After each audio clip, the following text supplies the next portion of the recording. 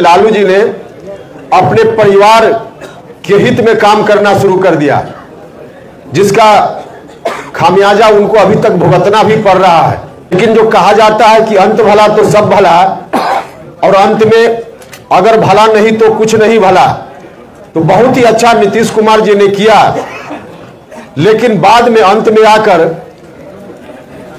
अंत भला तो सब भला नहीं हुआ, अंत बुरा हो गया।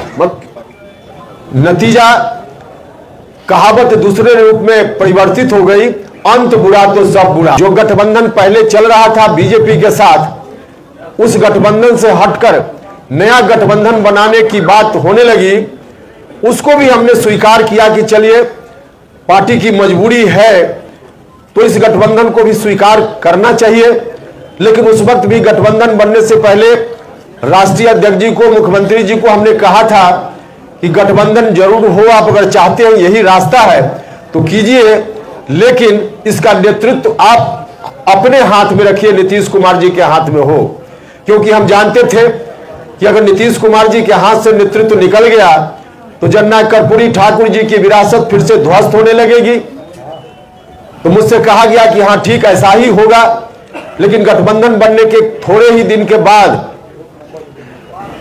न सिर्फ आरजेडी के लोगों की ओर से गठबंधन के बारे में कोई डील की गई है उसकी चर्चा होने लगी, उसका दावा होने लगा, बल्कि स्वयं नीतीश कुमार जी ने सार्वजनिक रूप से यह कहना शुरू किया कि हम अब आगे बिहार का दायित्व राष्ट्रीय जनता दल के नेता के ऊपर सौंपना चाहते हैं।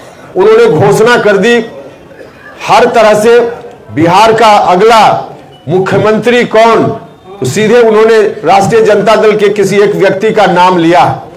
जब ऐसी स्थिति आई तभी से लोगों के मन में चिंता की शुरुआत हुई, जिसकी चर्चा हमने की कि पार्टी के साथी, आम जनता, सब लोगों के मन में यह चिंता आ गई कि आखिर आगे क्या होगा बिहार का। अब हमारे सामने रास्ता था कि जननायक कर्पूरी ठाकुर जी की विरासत को हम चुपचाप बैठकर उन्हीं हाथों में जाते हुए मुखदर्शक बनकर देखते रहते, जिन हाथों ने बिहार को मचोड़ दिया, मरोड़ दिया, या फिर हम सब लोग बैठकर कोई नया रास्ता लेते। यह हम सब लोगों के मन में चिंता थी।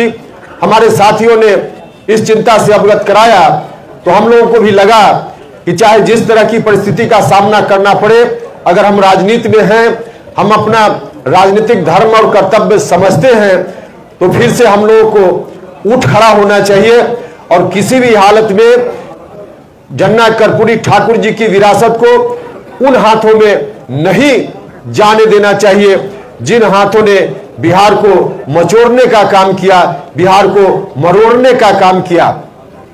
तो इसलिए जब बात होने लगी कि वहीं पर फिर से चली जाएगी सारी चीजें, तब मामला पार्टी के अंदर शुरू हुआ। प्रारंभ में मैंने पार्टी के शीर्ष नेतृत्व से, मुख्यमंत्री जी से आग्रह किया, उनसे मिलकर हमने बात की, उनसे कहा कि ऐसी स्थिति ठीक नहीं है।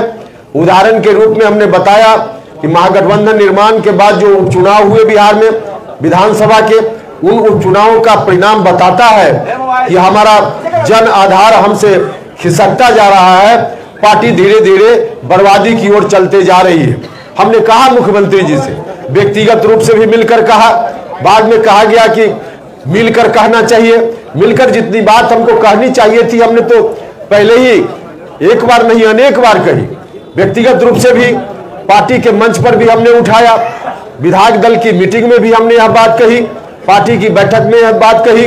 तो हर तरफ से, हर तरह से इस बात को कहने के बाद मुझको लगा कि आखिर हो क्या रहा है।